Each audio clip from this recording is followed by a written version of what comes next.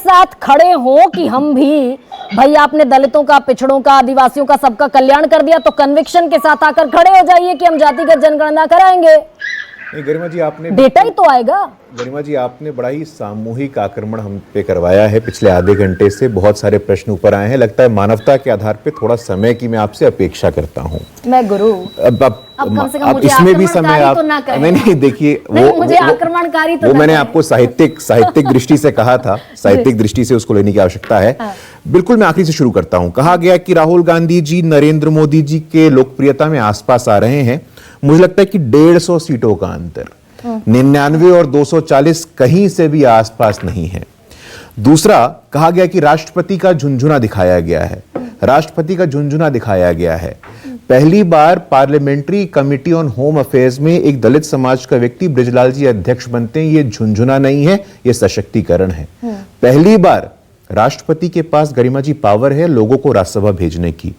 आज तक, जब मैं कहता हूं आज तक, तो पूरे विश्वास के साथ कहता हूं, आज तक किसी दलित समाज के व्यक्ति को आर्ट एंड कल्चर कैटेगरी से राष्ट्रपति नामांकन के द्वारा राज्यसभा नहीं भेजा गया। पहली बार भेजा गया, तो अब भेजा गया। सप्पल साहब बैठे हैं, हमारे वरिष्ठ हैं, हमारे मित्र हैं। आपकी सरकार है बहुत सारे स्थानों पे, एक स्थान पे ना कोई दलित मुख्यमंत्री है, ना आदिवासी मुख्यमंत्री है। आप हमसे पूछिए, उड़ीसा का मुख्यमंत्री कौन? आदिवासी। छत्तीसगढ़ का मुख्यमंत्री कौन? आदिवासी। मध्य प्रदेश का उप मुख्यमंत्री कौन? दलित। राजस्थान का उप मुख्यमंत्री कौन? दलित। तो मुझे लगता है गरिमा जी, राष्ट्रपति का झुंझुना ये बहुत ही स्वाभाविक बात है। अरे गरिमा जी, अब आपने, गरिमा जी देखिए, बस मेरा सवाल ले लीजिए आप। ठीक है, मैंने सर माथे रखी आपकी सारी चीजें, लेकिन जातिगत जनगणना पर इतना क्यों एक डेडलॉक है? भाई रोहिणी कमीशन की रिपोर्ट को 17 एक्सटेंशन मिले, आनी थी कब आई? 6 साल बाद। आए हुए भी 1 साल हो गया, राष्ट्रपति के टेबल पर है। कहीं कोई तो पेच फंसा होगा कि भाई वो जो ओबीसी जिसके सबसे बड़े रिप्रेजेंटेटिव आप बनते हैं, उसका क्लासिफिकेशन आप सार्वजनिक नहीं कर पाए। नहीं गरिमा जी, मेरे हिस्से का भी समय आप ले लीजिए। आप कहिए तो मैं आपको लिखित रूप से हस्ताक्षर करके स्टैम्प पेपर पे दे देता हूं, लेकिन बड़ा आवश्यक विषय है। देखिए, बहुत आवश्यक विषय है गरिमा जी। देखिए, जातिगत जनगणना को डेडलॉक आप बता रही हैं। जातिगत जनगणना हो, सामाजिक न्याय हो, प्रतिनिधित्व हो। मैंने मुख्यमंत्रियों का उदाहरण दिया। आपने कितने मुख्यमंत्री बनाए? समाजवादी पार्टी के हमारे साथी हैं, बहुत सरल व्यक्ति हैं, सौम्य व्यक्ति हैं, कहते हैं। मैं आशा करता हूं कि आपके पार्टी के दूसरे नेता भी थोड़े सरल और सौम्य हो जाएं। आजम खान साहब बाबा साहेब अंबेडकर की मूर्ति की तरफ ऐसे इशारा करते हुए कहते हैं कि देश का सबसे बड़ा भूमाफिया है, तब आपका प्रेम कहां जाता है? सुनील जी, आप हमसे डिसएग्री नहीं करेंगे। पहली बार इस देश में आरक्षण का सदन के पटल पे किसने विरोध किया था? अनुसूचित जाति जनजाति को प्रमोशन में आरक्षण प्राप्त ना हो, समाजवादी पार्टी एकमात्र ऐसी पार्टी है जिन्होंने आरक्षण का विरोध on the floor of the house किया था। अच्छा, जातिगत जनगणना होनी चाहिए गुरु?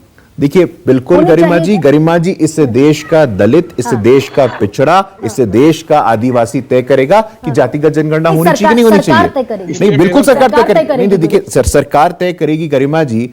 इस देश में आदिवासी राष्ट्रपति बने, किसने तय किया? नहीं, मैं बता रहा हूं आपको। अरे भाई, बिना जातिगत जनगणना का जो लोग शिगुफा कहते हैं, उन्होंने दलित आदिवासी को मुख्यमंत्री बनाया क्या? उड़ीसा, छत्तीसगढ़ में हमने मुख्यमंत्री बनाया है। और अरे रुकिए गरिमा जी, थोड़ा समय दीजिए। नहीं गरिमा जी, मैं आपको जवाब दे रहा हूं। नहीं, कांग्रेस पार्टी, और मुझे बहुत दुख के साथ ही कहना पड़ता है कि कांग्रेस पार्टी, मैं आ रहा हूं गरिमा जी उस विषय पे, कांग्रेस पार्टी जब कहती है कि हमारा मूल रूप से आरक्षण का अवधारणा हमने दिया, आपने एहसान किया है क्या? कांग्रेस पार्टी ने एहसान किया है क्या? ऐतिहासिक न्याय है आरक्षण, हिस्टोरिकल कॉम्पनसेशन है आरक्षण। कोई आपका दया नहीं है, कोई आपका एहसान नहीं है दलितों के ऊपर, आदिवासियों के ऊपर। राहुल गांधी जी, अरे गरिमा जी, आप मुझे एक वाक्य नहीं पूरा करना ही दे, ऐसे नहीं होता है गरिमा जी। एक वाक्य में आखिरी का मुझे 10 सेकंड दीजिए आप, आखिरी का 10 सेकंड चाहता हूं। राहुल गांधी जी पूरे देश में घूमेंगे, SC ST कहां है? SC ST OBC कहां है? नेशनल कॉन्फ्रेंस के मैनिफेस्टो में, घोषणा पत्र में स्पष्ट रूप से कहा गया है कि सरकार में आने के बाद रिजर्वेशन विल बी रिव्यूड, और उसी नेशनल कॉन्फ्रेंस के साथ कांग्रेस पार्टी गठबंधन कर रही। पूछ लिया मैंने सवाल। संदेश देने दीजिए ना। जनगणना पर बीजेपी का स्टैंड यस है, या नो है? नहीं गरिमा जी देखिए, 43 हो गए। सामाजिक गरिमा जी, न्याय के लिए, मेरे से सामाजिक बात न्याय के कीजिए। लिए, सामाजिक न्याय के लिए जो आवश्यक होगा वो भारतीय जनता पार्टी उसके साथ खड़ी है। गुरदीप जी फर्ज जी। कीजिए, बड़े आर्टिकल्स भी आजकल आ रहे हैं कि इस बार जब सेंसस होगा, सितंबर में प्रोसेस शुरू हो जाएगा, होम मिनिस्ट्री इसको अप्रूव कर चुकी है, पीएमओ से अप्रूव होना बाकी है, इस बार कॉलम में सेंसस में कास्ट सेंसस जुड़ेगा। सपोज कीजिए गुरदीप जी ये हो गया, तो पॉलिटिकल वेपन जो आपके पास है वो क्वैश हो गया। गरिमा जी, पहले तो इसका इतिहास समझिए कि ये कास्ट सेंसस की बात आई क्यों। हाँ, 2006 में नागराज जजमेंट आया सुप्रीम कोर्ट का, जिसमें पहली बार यह बात की गई कि रिजर्वेशन के लिए डेटा चाहिए। 2010 में कृष्णामूर्ति जजमेंट आया सुप्रीम कोर्ट का, जिसमें कहा गया कि ओबीसी रिजर्वेशन के लिए ट्रिपल टेस्ट होगा, उसके लिए आपको डेटा चाहिए। जब ये जजमेंट आया तो कांग्रेस पार्टी की सरकार थी यूपीए की, ये बहुत चिंताजनक बात थी।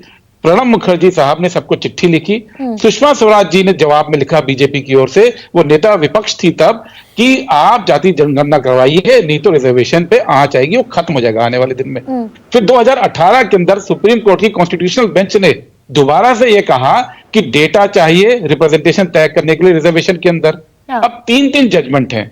बीजेपी में राजनाथ सिंह जी ने 2018 1 सितंबर को स्टेटमेंट दिया कि हमको जातिगत जनगणना करनी पड़ेगी क्योंकि रिजर्वेशन पे खतरा आ रहा है। और चूंकि इन्होंने जनगणना नहीं की, इसलिए महाराष्ट्र के अंदर लोकल बॉडीज में ओबीसी रिजर्वेशन पे रोक लग गई थी, मध्य प्रदेश में रोक लग गई थी, उत्तर प्रदेश में रोक लग गई थी कि ओबीसी रिजर्वेशन लोकल बॉडीज में नहीं मिलेगा। लेकिन अगर मेरा अब वो पासवान जी से कॉलम सवाल ऐड है। हो गया नहीं, मेरा कास्ट सवाल सेंसस का, स्पष्ट जिसको है। लेकर मेरा जयराम सवाल रमेश स्पष्ट ट्वीट कर है। रहे थे, नहीं, इसको लेकर गरिमा जयराम जी, रमेश मेरा कह रहे थे सवाल- कि मात्र एक मेरा कॉलम सवाल- जोड़ना है कास्ट सेंसस का। आप पूरी मेरी बात जोड़ सुन दिया लीजिए ना। अगर गुरदीप जी। आप नहीं, सवाल ये नहीं है, सवाल ये है कि 2006 से ये सवाल शुरू हुआ है। बीजेपी को पता है कि डेटा नहीं होगा तो आने वाले दिनों में सुप्रीम कोर्ट आरक्षण अलाउ नहीं करेगा। तो बीजेपी कमिट करने के बाद 2011 में कमिट किया है लोकसभा के अंदर, और 2018 में राजनाथ सिंह जी ने कमिट किया है। उसके बाद जातिगत जनगणना क्यों नहीं चाह रहे हैं? सवाल ये है। सवाल ये इससे है, अब स्पष्ट सुनील पूछ रहा सिंह हूं। साजन, जातिगत जनगणना, मैंने जो गुरदीप जी से सवाल पूछा, भैया आज की तारीख में तो पॉलिटिकल मुद्दा भी है सुनील जी, ये तो मानते हैं आप? पॉलिटिकल भी हो गया ना, अब तो मैंडेट आने लगा अगर इस पर, तो पॉलिटिकल हो गया ना फिर ये। और ठीक बात है गरिमा जी, ये मुद्दा तो देश का है, लेकिन राजनीतिक तौर पर ही उसकी आवाज उठ रही है। हाँ। मैं केवल 3 सवाल करूंगा, क्योंकि आप उतना हमको समय देंगी नहीं कि हम ज्यादा सवाल कर पाए। सर कह लीजिए। एक तो मुझे उम्मीद है कि गुरु प्रकाश जी ने अब तक गूगल कर लिया होगा कि आदरणीय प्रधानमंत्री जी जब पैदा हुए और कब जनरल से कब ओबीसी हुए, ये देश को बता देंगे। आपके चैनल के माध्यम से सब लोग जान जाएंगे कि प्रधानमंत्री जी किस उम्र में ओबीसी हुए। दूसरा सवाल, आप कह रहे हैं कि हम पिछड़ों के पक्ष में हैं।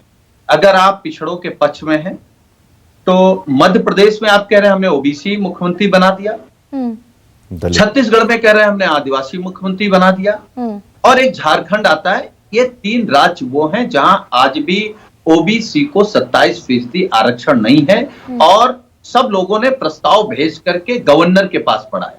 अगर माननीय प्रधानमंत्री जी चाहें तो आज फोन करें और कल गवर्नर जारी कर दे कि उन राज्यों में भी 27% आरक्षण होगा। क्योंकि ये मूलतः बात देखिए, क्योंकि गुरु प्रकाश जी दलित समाज से हैं, बहुत बुद्धिजीवी हैं, लेकिन इनको भी ड्राफ्ट पढ़ना पड़ता है जो आरएसएस और बीजेपी का ड्राफ्ट है। ये मन की बात नहीं कर सकते, इनको दल की बात करनी पड़ेगी। हम लोग मन की बात कर रहे हैं, सुनील, इस देश की बात कर अब रहे ये हैं। बता दीजिए देश की जो जरूरत है। मैं ये कहती हूँ कि आपने जो सोशल जस्टिस का मुद्दा उठाया, जब राहुल गांधी ने कहा, राहुल गांधी कह रहे हैं कि हमने संविधान मत्थे लगवा दिया, प्रधानमंत्री नरेंद्र मोदी नहीं बना सकती। सुनील जी, तो फर्ज कीजिए अगर ये जातिगत जनगणना करा दी बीजेपी ने, जी, तो यहां पर खत्म हो जाता मसला क्या? नहीं, मसला यहां से शुरू होता है। जब इस देश में पता लग जाएगा किसकी कितनी आबादी है, तो जो समाजवादियों का नारा था जिसकी जितनी भागीदारी उसकी उतनी हिस्सेदारी, रोहित अग्रवाल ये जो फॉर्मूला है, का भी नारा था, तो वही आरक्षण सरकारी नौकरी से लेकर थोड़ा सा कम है, नौकरी में सबको दे देंगे। प्रोसीड। रोहित अग्रवाल, वो जो संसोपा ने बांधी गांठ, पिछड़े पावे 100 में 60, आप तो समर्थक हैं इसके। ये तो बेचारे पिछलग्गू हो गए गरिमा जी पिछड़ों से। देखिए, जाति हिंदुस्तान की सच्चाई है और जातिगत जनगणना होना या ना होना ये एक डिबेटेबल इशू है और एक ये बड़ा इशू है, क्योंकि नहीं, आप आज इसके हमारा समर्थन देश में हैं? एआई की बात कर रहा है। आप नहीं, इसके समर्थन में 10 हैं सेकंड या तो दीजिए। अगेंस्ट हैं? गरिमा जी, मुझे डिबेट में कम से कम बराबरी का मौका ना दीजिए तो आधा समय तो दीजिए बोलने के लिए। देखिए, आज हमारा देश एआई की बात कर रहा है, चंद्रमा पे हमारा देश सबसे पहला देश है जो चंद्रमा के साउथ पोल पे पहुंचने वाला देश है, परंतु विपक्ष अभी भी चाहता है कि जाति के आधार पे देश को गुमराह करके रखे और उलझा के रखे। स्वयं राहुल गांधी अपनी जाति बताने के लिए पीछे हटे आते हैं और अखिलेश यादव उनके समर्थन में खड़े हो जाते हैं और पूछते हैं जाति कैसे पूछी। यही तेवर थे अखिलेश यादव के सदन के अंदर कि जाति तो कैसे रोहित पूछी। अग्रवाल, क्या तो आप देश यानी कि के रोहित अग्रवाल आप गली-गली ये में कह रहे बच्चे-बच्चे हैं, से यानी कि रोहित अग्रवाल आप ये कह रहे हैं कि अगर 69,000 शिक्षकों की भर्ती में 27% आरक्षण की जगह 3% आरक्षण देकर टरका दिया, अनुप्रिया पटेल कह रही है कि नॉट फाउंड सुटेबल कहकर टरका देते हैं, 5-6 राउंड करते हैं, फिर नॉट फाउंड सुटेबल कहते हैं और फिर अनारक्षित कैटेगरी के लोगों को उसमें रख लेते हैं, यानी कि ये सही है? देखिए, आरक्षण की जो मूल भावना है उसके साथ खिलवाड़ नहीं होना चाहिए। दूसरी बात यह है कि एक सबसे बड़ी बात जो सुनील साजन यहाँ पे बार बार रिपीट कर रहे हैं कि प्रधानमंत्री पिछड़ी जाति से नहीं आते हैं, वो अगली जाति से आते हैं और वो बने हुए पिछड़े हैं। 1 मिनट 10 सेकेंड 10 सेकेंड इसके लिए कांग्रेस जिम्मेदार है, इसके लिए कांग्रेस जिम्मेदार है जिसने अगली जातियों को पिछड़ी जाति में गुसेड़ के और पिछड़ी जातियों का हक मारने का काम किया है। ठीक है, बढ़ जाने दीजिए। विजय जी, 240 पर आए, पिछड़ों की भी सीटें गंवाई बीजेपी ने, आदिवासियों की भी गंवाई और दलितों की भी गंवाई। ये उसी को और सीमेंटेड करने की कोशिश है इंडिया ब्लॉक की, और ये 5 राज्यों में अगर नतीजे पक्ष में आ गए तो ये सीमेंटेड होता है उसको सीमेंटेड करने के लिए। और जो 5 राज्यों के चुनाव हो रहे हैं उसमें ये जो मुद्दा है बहुत महत्वपूर्ण है। हरियाणा में भी, महाराष्ट्र में भी खासतौर से ये बड़ा मुद्दा है, तो उस पर चर्चा होनी चाहिए। और मैं इस बात से सहमत हूँ, गुरु प्रकाश जी की जो मन की बात है ना, वो बीजेपी को सुननी चाहिए। गुरु प्रकाश जी बहुत विद्वान लोगों में से, मैं बहुत उनको तारीफ करता हूँ, वो बहुत विद्वान है, तो उनकी मन की बात पार्टी को सुननी चाहिए। बहुत सरल भी है। दूसरा, गुरदीप जी ने जो एक बात कही 2011 की और सरकार की बात उन्होंने की कि कांग्रेस की सरकार के वक्त जो फैसला आया था 2006 और 10 का, और उस समय सुषमा जी की बात तो उन्होंने बता दी, लेकिन प्रणब मुखर्जी की बात गुरदीप जी को पता है कि प्रणब मुखर्जी ने उस नोट पे क्या लिखा था। प्रणब मुखर्जी ने क्या लिखा था उस नोट पर, उसका जिक्र भी गुरदीप जी को पता है। तो सर यानी कि मुद्दा रहेगा। गुरदीप जी बहुत विद्वान लोगों में से, मैं तो उनसे सीखता रहता हूँ। तो वो बात ये है कि हम पॉलिटिकल लीडर्स क्या है कि कहां कितना गैप देना है, उसका फर्क पड़ा गया था, जिसका बीजेपी ने। अब क्योंकि समय की बाध्यता है, लेकिन चुनाव अपने समय पर होंगे। चुनाव आयोग कुछ तारीखें तय कर चुका है, कुछ तारीखें तय करनी है। पोटेंट मुद्दा है, कितना पीछे की तरफ जाती हुई बीजेपी दिखेगी, कितना बढ़ता हुआ आगे विपक्ष दिखेगा, और क्या वाकई ये मैंडेट नाम का जो शब्द है ये इस दफा इसी संविधान और आरक्षण के इर्द गिर्द ये मैंडेट घूमता हुआ दिखेगा। फिलहाल मुझे इजाजत दीजिए। सबसे बड़ा